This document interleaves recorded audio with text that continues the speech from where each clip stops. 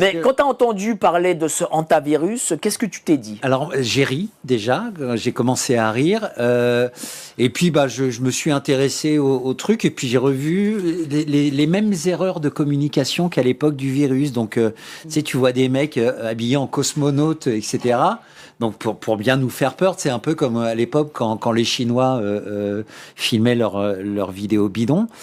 Et juste à côté, tu as des gens qui ont rien, tu vois, quand ils sont intervenus sur le bateau. Donc, tu avais les mecs en cosmonaute. Et puis derrière, tu avais des flics qui étaient à la cool, en t-shirt, pas de masque, pas de gants, pas de machin. Voilà, donc ça pue la mise en scène. Et le problème, c'est qu'ils ont toujours pas compris comment faire une communication globale. Donc moi qui viens de la pub, je veux bien leur donner 2-3 petits conseils parce que leur truc là, il est pas cohérent. Voilà. Merci à toi, cher Vincent. Carlo, toi qui as créé Réaction 19, qui a été en pointe dans la lutte contre ces fameuses mesures sanitaires, tu te dis là, c'est le retour du Covid-2, si je puis dire? Alors, nous ne sommes pas des médecins, nous ne sommes pas des pharmaciens, nous ne sommes pas des scientifiques.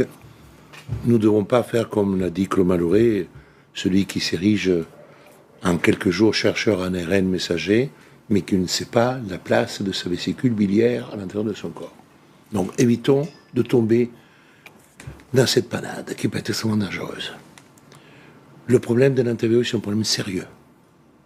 Vous le prenez du mauvais bout de la ficelle. C'est un problème sérieux qui nous amène à réfléchir de manière vraiment approfondie. Je sens la connerie arriver, je te jure.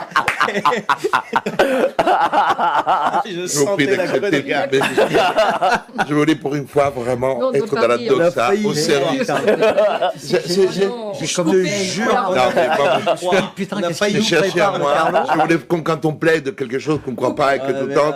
Mais là, je peux pas. Tu peux la Là, refaire. Action. Non, mais alors, Non, en tout cas, on aura. bravo parce que Bon, talent écoutez, je vous d'acteur, remercie beaucoup. 20 sur 20. Non, Bravo, moi je voulais bravo. vous donner une nouvelle qui est très importante.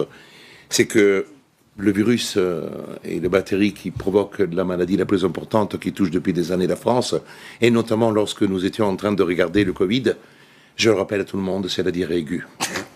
La diarrhée aiguë, dernier bulletin Sentinelle, et c'est très sérieux ça. En effet, parfois, quand vous marchez dans la rue ou vous prenez le métro, vous sentez ces odeurs et vous êtes conscient que la diarrhée, c'est la maladie principale. En effet, 42 cas sur 100 000 habitants, c'est encore aujourd'hui le chiffre très important qui dépasse, par exemple, les cas de Covid qui sont encore répertoriés aujourd'hui, les cas d'IRA en général, c'est-à-dire l'infection respiratoire aiguë, on est 50 cas, donc il y a 10 cas de plus, mais tous les IRA, et que toutes les infections aiguës sont supérieures. La varicelle, nous avons 12 cas pour 100 000 habitants, et aujourd'hui, l'hantavirus pour le réseau Sentinelle n'est pas encore répertorié.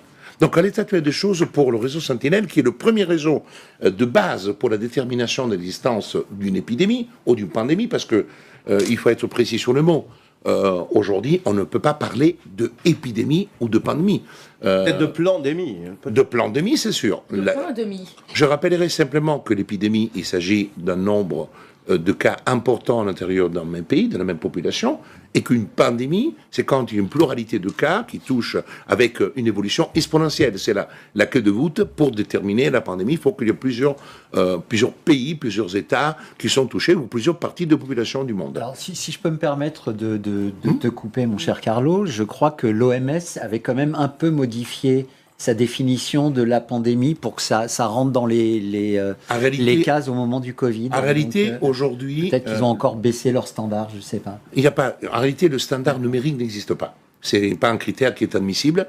Aujourd'hui, ce que nous avons un système qui a été remis en état à l'OMS par le nouveau règlement sanitaire international, qui a été retouché en 2025, avec une modification substantielle de la position de chaque État par rapport à ce qui est la soumission des États au choix entrepris. C'est-à-dire l'OMS, quand il va dicter une situation, et d'ailleurs, j'attire votre attention sur le fait que l'hantavirus est exploité actuellement, pas trop par les autorités françaises, même si on va en discuter, il est exploité surtout par l'OMS. D'ailleurs, c'est le directeur lui-même qui s'est déplacé, qui est allé à l'accueil, donc pour bien montrer c'est un travail de communication publique. Pourquoi?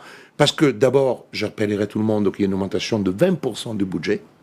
Entre 2026 et 2027, 20% du budget de l'OMS est augmenté avec une augmentation des donations privées et notamment de l'apport de Bill Gates. Absolument. Et ça, c'est un point très important parce que tout le monde pense à l'OMS comme une organisation internationale rattachée à l'ONU. C'est faux. C'est une organisation semi-privée et paranationale. C'est-à-dire qu'en réalité, c'est pour cette raison que les dénonciations ont été faites jadis sur toutes les interactions entre les différents organismes qui sont corollaires à l'OMS et notamment Gavi, qui avait été dénoncé par Chloé Framery d'une manière très forte, dans lequel on voyait très bien qu'il y avait une dialectique portant nécessairement à la vaccination. Et là, il y a un point, je terminerai, je donne la parole, c'est une émission très importante qui doit permettre aux gens de s'éclairer, et pas simplement avec la présence ici de notre plus grand complotiste, auquel nous avons fait les honneurs tout à l'heure lors de notre arrivée, mais je rappellerai un point très important. En l'état actuel des choses, nous sommes dans la même situation du Covid, du SARS-CoV-2, pourquoi ? Parce qu'il n'y a pas de vaccin. Et je vous rappelle que lorsque le SARS-CoV-2... Non mais je le dis cela parce que c'est très important. Parce que là, actuellement, je rappellerai que l'antivirus a été découvert, et ça vient du Cambodge, de la guerre de Corée, en 1950-53. Plusieurs milliers de soldats avaient subi une fièvre hémorragique, et c'est là pourquoi on parle de Hanta. Hanta, c'est le nom de la rivière, sur laquelle, effectivement, ils avaient été touchés, ces soldats. Et ça, c'est un point très important. À l'état actuel des choses, il y a seulement un vaccin dont l'efficacité... Je parle de questions scientifiques, sans porter de jugement. Les effets sont entre 20 et 30%. C'est pour ça qu'il n'est pas considéré comme un vaccin. Mais c'est une tentative qui a été faite au niveau de la Corée pour mettre en place un vaccin. Et pas Moderna qui travaillait sur un vaccin en 2023 ? Ils ont commencé, mais en réalité, ça reste toujours. Parce qu'aujourd'hui, quel est le point fondamental? C'est que le système, c'est le Global Health. C'est-à-dire qu'on travaille, les parties de l'OMS vétérinaire animal et l'OMS des personnes travaillent ensemble pour tenter de faire une approche unitaire. Donc c'est pour cette raison que les dernières années, il y a un travail énorme qui est fait par toutes les industries pharmaceutiques de travailler sur les problèmes de zoonose, de transmission par des animaux, et c'est plus le cas. Puis on reviendra parce que la chose on est très proche de ce qui s'est passé avec le Covid, et nous verrons bien que c'est une histoire. Est-ce que c'est du déjà vu? Est-ce que c'est bis repetita? Merci à toi, cher Carlo. Bah oui, est-ce que c'est du déjà vu? Enfin, moi, j'ai l'impression que, sur ce que j'ai regardé ce week-end, qu'on remet en place, chère Stéphanie, la même communication qu'en mars 2020. Déjà 6 ans. Absolument. Déjà 6 ans. Hein. 6 ans, et ça revient, et on prend les mêmes, et on recommence. Alors moi... ton masque. Et il est vraiment d'époque. Vraiment d'époque. C'est ça que tu portais avant? J'ai porté, alors pas au début, mais quand j'en ai eu marre et que j'ai compris la supercherie, j'ai créé ça et je rentrais dans le métro ou dans les transports en commun avec ça. Et donc, il y a longtemps que je n'avais pas respiré avec ça, mais je trouve ça, en fait, c'est d'une maltraitance totale. C'est de l'ingénierie sociale. On se retrouve avec la même novlangue. Je peux l'enlever? Bah oui, mais c'est pas. Tu n'es pas contagieux? Non, je suis pas. Moi, j'ai peur. Il n'y a pas de cas contact. Hein. Il n'y a pas de cas contact. Alors, on se retrouve avec les mêmes termes de la novlangue, le cluster, donc le foyer de contamination, les cas contacts, la quarantaine, l'isolement, bientôt le confinement, les vaccins qui sont en préparation, mais qui ne sont pas complètement prêts. Voilà. Alors, c'est pas très innovant. Ils ont ressorti les mêmes du placard, les mêmes médecins de plateau, hein, des faux médecins. Pardon, mais voilà. Et il y a juste, j'ai entendu quelque chose de nouveau dans la bouche de Karine Lacon. Je me suis dit, tiens, elle a essayé d'innover. Sur RMC, elle parlait de chambres à pression négative. Qu'est-ce que c'est? Je trouve que c'est beau. Eh bien, ce sont des pièces comme ça, totalement désinfectées. Ça ressemble à des bulles d'asepsie. Voilà, pour les passagers malades. Et ces chambres sont trouvables dans des établissements sanitaires de référence, oui, pour prendre en charge des personnes malades qui viennent notamment de pays étrangers, voilà, et qu'il faut absolument isoler des personnes potentiellement contaminantes avec des germes résistants. Voilà, et tout ce langage revient de manière puissante. Je ne sais pas si ça va fonctionner sur les populations. C'est un ballon sonde, à mon avis, et c'est un test formidable. Formidable pour apprendre des choses sur nos congénères. Bah justement, voilà. En dernière partie d'émission, je vais vous montrer un reportage que j'ai tourné il y a à peu près 1 an, où je pose la question aux gens, qu'est-ce que vous feriez si une nouvelle pandémie arrive? Et vous allez voir, c'est quand même édifiant. Voilà. Je vous le dis, c'est la surprise pour tout à l'heure. Qu'est-ce que t'en penses, toi, cher Charbel? Tu vas porter des masques comme ça, là? Tu vas te mettre des FFP2? Tu vas mettre des gants? J'ai déjà pris des 135 € d'amende pour éviter toutes ces conneries et je recommencerai sans problème. Non, moi, en fait, si tu veux, quand j'ai vu la nouvelle, je me suis dit, on va pas réagir tout de suite, on va attendre, observer. Alors, il n'a pas fallu longtemps d'observation, si tu veux, un grand moment d'observation pour s'apercevoir que c'est effectivement, comme tu dis, c'est du copier-coller par rapport à ce qui se passait avant. Sauf que là, le démontage du narratif est arrivé très tôt. Tout à l'heure, quand je venais sur Paris, je me suis arrêté dans un café et j'ai vu une vidéo donc du professeur Jean-Paul Stahl, professeur émérite de maladies infectieuses à l'université de Grenoble. Et on lui demandait à ce monsieur ce qu'il pensait, est-ce qu'il faut il faut prendre des mesures particulières, etc., ou en plus, ou quelque chose comme ça. Donc, j'essaie d'illustrer un petit peu ce qu'il racontait. Et il a dit, ah bah non, pas du tout. Il dit, parce que nous, les scientifiques, on connaît ce virus depuis l'Argentine, etc. Et puis même le professeur Perron en avait parlé, ce qui était connu en termes d'épidémiologie, je vais y arriver, depuis 1995, etc. Et donc, il a dit non. Il a dit, moi, en tant que scientifique, bon, je devrais pas vous dire ça comme ça, mais je vous dirais que c'est la routine. Il a dit ça, le mec. Alors moi, j'ai pensé que ce mec-là ne sera plus jamais invité. Au mieux, au pire, il sera ostracisé. Bon, je pense qu'il a une grande carrière derrière lui. Et puis, un autre truc aussi, c'est que ce qui était impressionnant, c'est de voir le bandeau de BFM TV juste pendant que le professeur était en train de dézinguer le narratif. Qu'est-ce qu'il disait, ce bandeau? En gros, il se demandait si c'était pareil qu'Ebola. Alors, pour celles et ceux qui ne savent pas ce que c'est qu'Ebola, allez vous renseigner. Ebola, effectivement, c'est quelque chose de mortel, de foudroyant, de tout ce que vous voulez. Donc, c'est là que j'ai vu que ça y est, ça recommence. Et puis, les plus grands, les plus beaux, les plus forts, là, ils vont un peu détrôner, c'est Marshall et Truchot. Pourquoi? Je sais pas si tu as vu la séquence sur Non. BFM. Ouais, Quand les mecs, ils arrivent, l'autre, il est avec son Ils ont mis le masque. il est avec sa muselière et l'autre, il est avec son gel hydroalcoolique et puis il commence à jouer un espèce de sketch de 30 secondes et on va vous expliquer le pourquoi du comment. Donc, je t'ai dit, moi, j'avais décidé d'observer pendant à peu près une semaine et il m'a pas fallu 24 heures pour comprendre que Est-ce que ça veut dire que le système prépare justement une nouvelle séquence? Un autre truc, c'est la stratégie de la peur qui est en train d'être mise en place. C'est-à-dire qu'ils ont vu... Et ça n'engage que moi, ce que je dis là, monsieur Maluret, soyez indulgent. Oui, parce que lui, on va le voir arriver. Lui, il va sortir des poèmes à la tribune du Sénat. Il est éloquent quand même. Oui.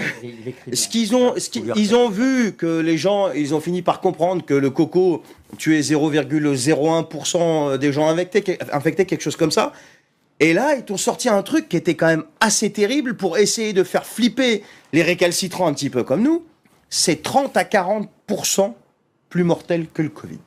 Ah, 30 à 40%. Ouh là là. Ah ouais. Bah, Ah non, mais là, mais enfin, celui qui a sorti ça, je peux te dire que c'est une flèche, le mec. Et puis, il fallait regarder le patron de l'OMS quand il a expliqué pourquoi le vieux qui était entouré de cosmonautes, là, il est monté tu sais, ils l'ont foutu dans le bus avec sa muselière, là.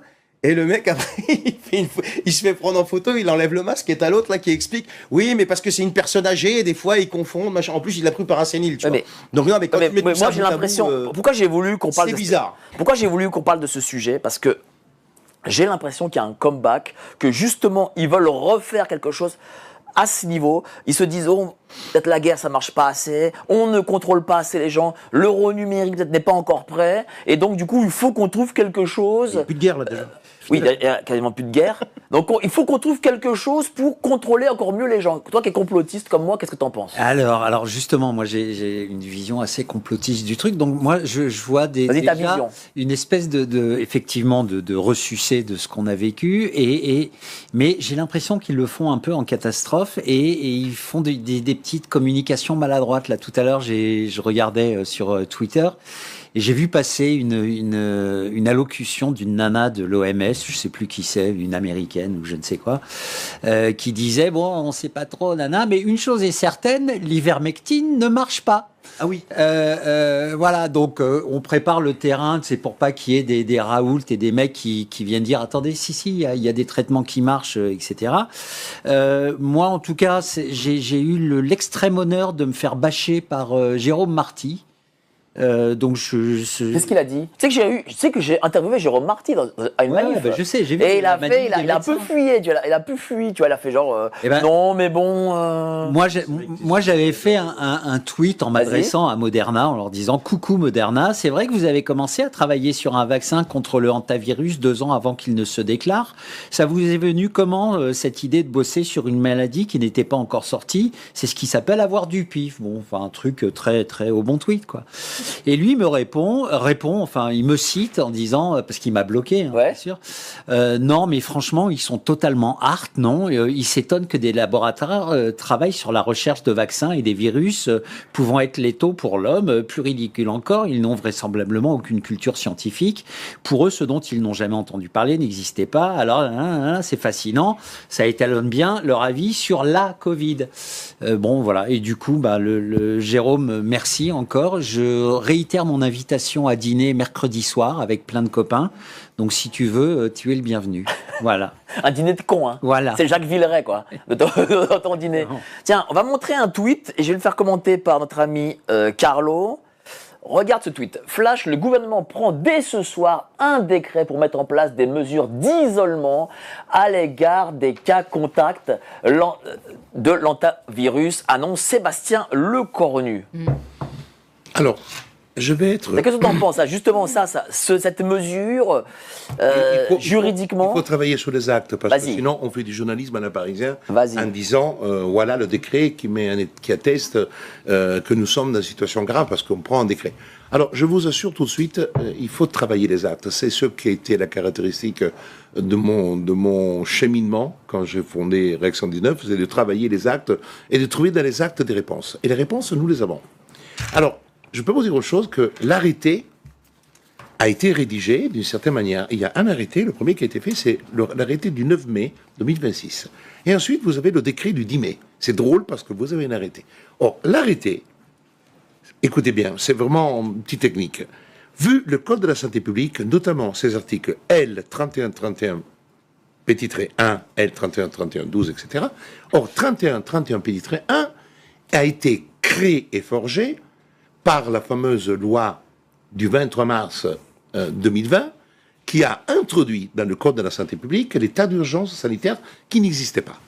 Et l'article 31-31 dit, en cas, le fait de ne pas respecter, 31-31, il dit, en cas de menace sanitaire grave, appelant des mesures d'urgence, notamment en cas de menace d'épidémie, le ministre chargé de la Santé peut, par arrêté motivé, dans l'intérêt de la santé publique et aux seules fins de prévenir et de limiter les conséquences de cette menace sur la santé de la population, toute mesure. Et là, c'est le texte de base qui sert à confiner, bloquer, etc. Je ne vais pas lire tous les alinéas.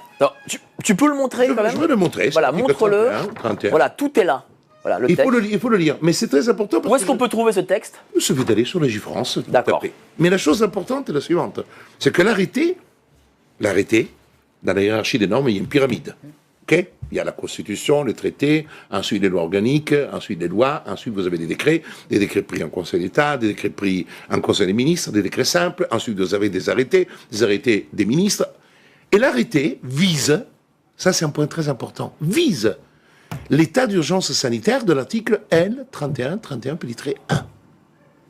Ça veut dire quoi? Ça veut dire que lorsque le ministre de la Santé a pris cet arrêté, il a considéré que nous étions en présence d'une épidémie grave. Ça, personne, pour ça que des missions comme les vôtres sont très importantes. Et maintenant, je vous donne la cerise sur le gâteau. Le décret, pris le lendemain, le 10, qui abroge l'arrêté, ne vise absolument pas l'article L3131 petit trait 1. Ça veut dire qu'il n'existe aucune épidémie.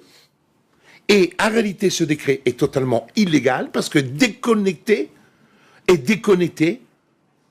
il ne peut pas décider de bloquer les personnes pendant 40 jours ou de isoler si tu ne vises pas les textes qui sont supérieurs sur lesquels tu peux t'accrocher. Et là, vous n'avez aucun visa. Il y a simplement vu le Code de la santé publique. En réalité, tu prends le pavé du Code de la santé publique et c'est à la base de ça. C'est faux. Et en plus, je vous dis une chose qui est très importante. À un moment donné, dans le décret qu'il faut que je lus dès qu'il est sorti pour venir aussi à ton émission, mais aussi pour mon intérêt personnel, et j'en ferai une note, Il dit le non-respect des mesures prévues aux articles 1 et 3 est passible des sanctions mentionnées à l'article L 3136 du Code de la santé publique. Alors là, tu restes sur le cul. Pourquoi les mesures de l'article 1 et de l'article 3 ne sont pas celles qui sont visées pour les sanctions de l'article 3136? Ça veut dire 6 mois d'emprisonnement, etc. Je rappelle tout simplement que le fait de ne pas respecter les mesures prescrites par l'autorité requérante prévues aux articles L 31-31-8 et 30-31-9 est puni de 6 mois d'emprisonnement. Or, ces deux textes n'y sont absolument pas visés dans le décret. Et ensuite, les textes successifs, la violation des mesures de mise, et ça c'est le point fondamental, en quarantaine et des mesures de placement et de maintien en isolement édictées sous le fondement de l'article L 31-31-1, qui n'est pas visé dans le texte, c'est ça qui est extraordinaire. On peut montrer là les textes déjà. N'est pas sanctionné. Donc ça veut dire quoi? Vous avez un décret dépourvu de fondement légal.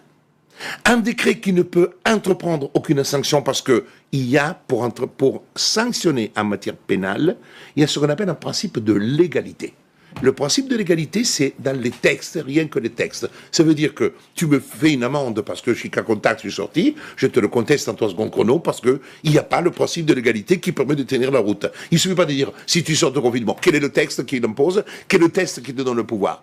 Et tout ça, encore une fois, est fait à la mormoneux, à la va-vite, et je pense, et je vais vous dire une chose, ils ont fait le décret pour anéantir l'arrêté qui, pour les techniciens comme nous, juristes, crée la panique à bord. Parce qu'en visant l'article 31-1, l'arrêté visait l'état d'urgence sanitaire, la question de l'épidémie. Alors qu'il n'y a pas d'épidémie. Nous sommes en présence d'un cas, parce que si on prend l'épidémie, il faudrait, pour le cas de diarrhée, mettre en confinement les gens qui ont la diarrhée. C'est de l'amateurisme ou c'est quoi vraiment, c'est important, je suis vraiment très heureux parce que de pouvoir répondre à ta question. Ce n'est pas de l'amateurisme, c'est que en réalité, la parole publique, entendue politique, etc., devance le droit, et du fait qu'il y a quand même quelques juristes, ils ont paniqué à bord en disant « Oh putain, avec l'arrêté, on a foutu merde », donc ils ont fait un décret pour anéantir le décret, et pas un arrêté contre un arrêté parce que c'est la culbute, alors que là, dans la hiérarchie des normes, un décret peut annuler un arrêté, et ce qui était fait là, pour établir une sorte de vérité juridique, mais qui sert simplement à utiliser la loi au sens large du terme, là ça s'appelle un règlement, pour faire voir que l'État s'occupe. Et en réalité, mon opinion complotiste est la suivante. C'est qu'avec le Covid, ils ont perdu la confiance des gens, parce que le Covid et la vaccination a été une catastrophe, mis à part les médecins comme Marty et les autres qui tentent de s'accrocher aux vitres. Aujourd'hui, on a les effets secondaires, on sait que le vaccin a tué, on sait que le Covid a été d'une mortalité létale infinitésimale, etc. Et là, ils veulent faire voir qui prennent à bras-le-corps les choses pour dire, voyez, il n'y aura pas d'épidémie. Mais ça sert à dire, voyez, comme nous avons été efficaces. Pourquoi? Parce que vous n'avez peut-être pas lu, mais je vous conseille, un des critères qui a fait que toutes les discussions et toutes les réunions qui ont été faites au niveau des ministères et le ministère de la Santé avec les organisations, c'est le manque de confiance. Et le fait que le peuple n'a plus confiance, d'ailleurs c'est l'échec de la vaccination, c'est le manque de confiance. Donc automatiquement, il faut que l'État rétablisse la confiance et l'opération antivirus, qui est une opération magnifique. Pourquoi? Parce qu'antivirus, il n'a absolument pas l'État à 30 ou 40%. Pourquoi? Il y a différents ANTA. Et l'ANTA le plus dangereux sont effectivement, comme par hasard, en Argentine. Or, l'Argentine, il faut la merder un tout petit peu parce que l'Argentine, elle suit les États-Unis, qui sont sortis, je vous le rappelle, de l'OMS. Et du fait que l'Argentine de Milei veut sortir aussi, automatiquement, ils sont quoi? On va t'emmerder. Et je vous rappelle aussi que l'Argentine était le pays qui avait rendu le premier rapport, qui mettait en exergue que la reine messager et la vaccination Pfizer allaient même dans les coucougnettes et qui empêchait aux hommes de procréer. Et ce rapport a été enlevé, détruit. Moi, je l'avais imprimé et il fait 450 pages. Donc, pour vous dire que le complotisme peut être vu aussi de l'autre manière. Parce que si eux, ils veulent poursuivre avec la vaccination, en dehors des vaccinations légales, celles pour les enfants, dont j'espère qu'on en discutera un jour, ils sont obligés de reconstituer. Et là, ils vont dire, vous voyez, avec les mesures que nous avons prises, nous avons endigué l'antivirus, excuse-moi, je termine, Vas-y. qui est une infection. Quand on a, excusez-moi, les urines dans les rivières en Corse, c'est d'un antivirus. Mais seulement, c'est de l'antivirus dilué, parce qu'effectivement, celui qui est monté en Europe, etc., est un antivirus qui a perdu de sa puissance. Et il y en a un seul, comme par hasard, le plus mortel, c'est celui qui est d'Argentine, et c'est pour cette raison que tu as les cons qui vont dire, mais autre chose. Et vas-y, 5 secondes. je termine. L'État lui-même, qu'il écrit vous prenez la reste, moi, je fais que de l'officiel. Hein. Il écrit noir sur blanc que la transmission ne se fait pas par en discutant. Ouais. Il faut qu'il y ait des excréments, il y a des choses un tout fort. C'est ce qu'il disait le professeur. Mais bien sûr, donc c'est pour cette raison qu'elle a aussi tous les scaphandrés et toutes ces conneries-là. Ça fait partie d'une mise en scène où il faut faire croire qu'il y a peut-être le risque d'une épidémie. Mais c'est édifiant. Merci à toi, cher Carlo. C'est édifiant ce que vient de dire Carlo.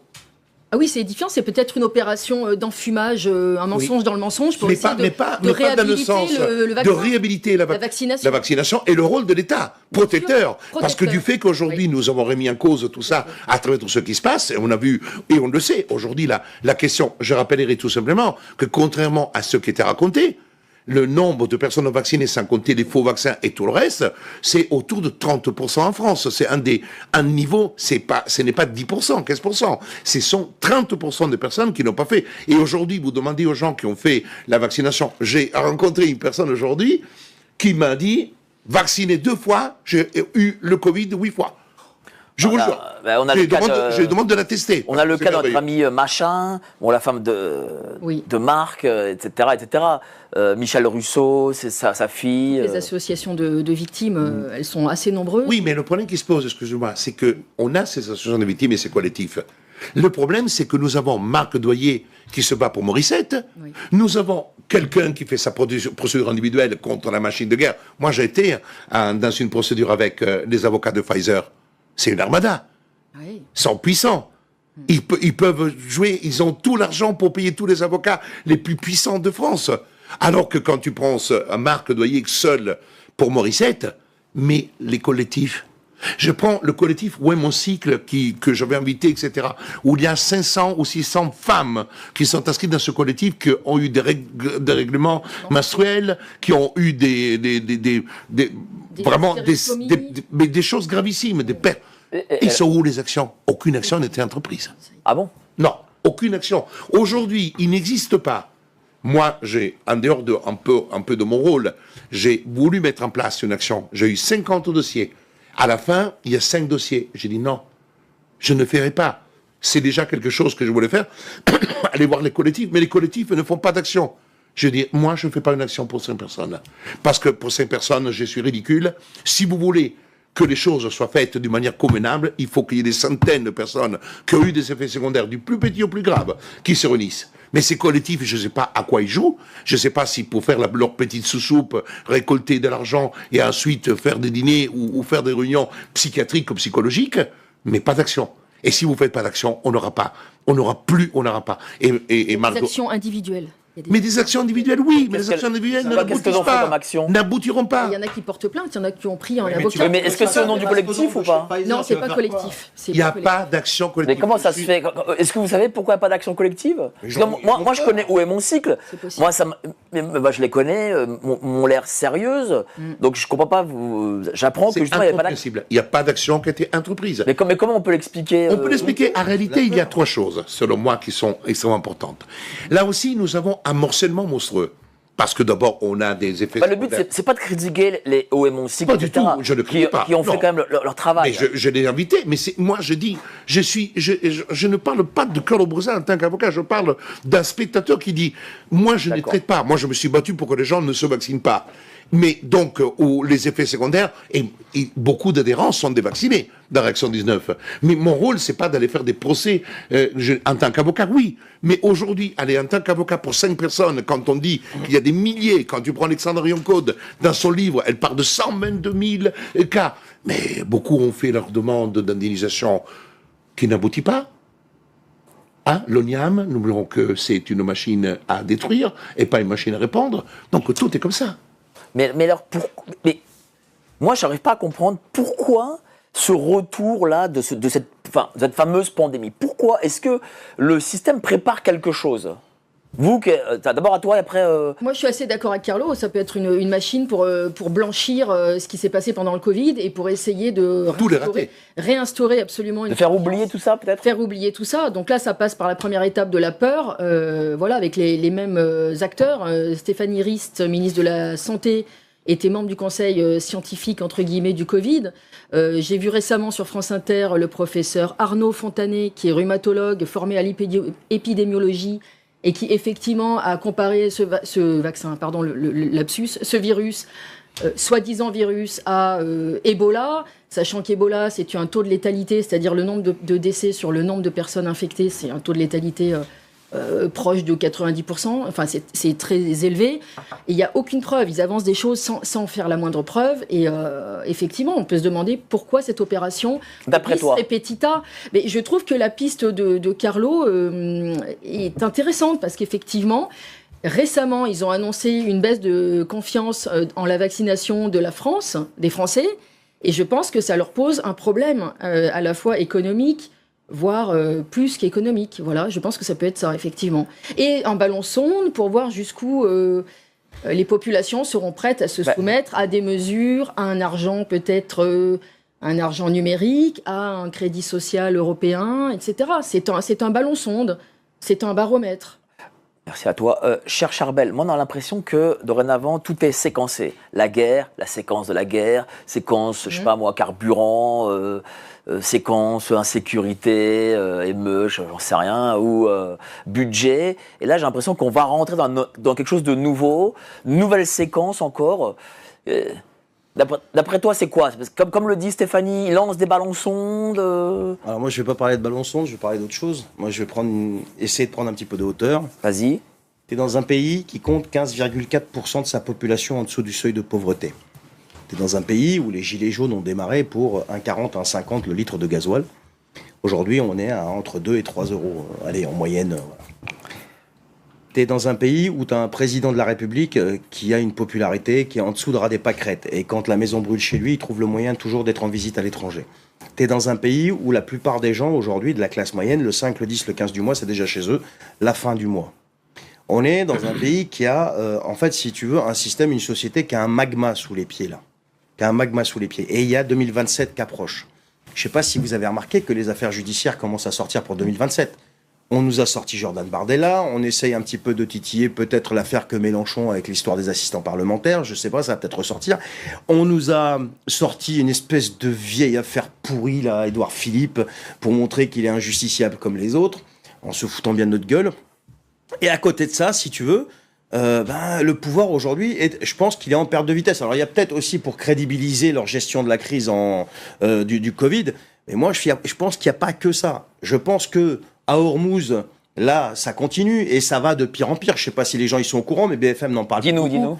Mais c'est en train de péter entre les Américains et les Iraniens. Il y a eu des bombardements il y a 2 jours. Enfin, la guerre continue. Et là, aujourd'hui, au moment où je vous parle, Trump exige une capitulation de l'Iran. Il a même dit tout à l'heure, quand j'étais en bagnole, j'ai reçu l'alerte, mais bien sûr sur les médias arabes, pas sur les médias français, parce que faut parler d'antivirus. Donc on nous explique que Trump, il sait et il exige et il sait que l'Iran va capituler. L'Iran, il est hors de question de capituler. Hier, un des porte-parole de la sécurité nationale en Iran, il a expliqué que maintenant la blague était terminée et que de toute façon, au moindre navire iranien qui sera bombardé ou sur lequel on va tirer, donc ça va répliquer contre les navires et les bases américaines. Donc tout ça, ça continue. Tout ça, ça continue. Et aussi, l'Iran a menacé la France et a menacé l'Angleterre.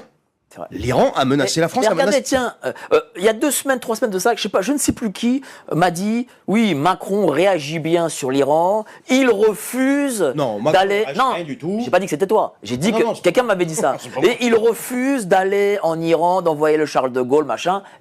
Résultat, il va le faire. Et dès que l'Iran a menacé Paris, Macron a expliqué. Ah mais attendez, moi j'ai rien fait. J'ai juste passé le détroit de Bab el-Mandeb. Je suis juste dans le golfe d'Aden en fait.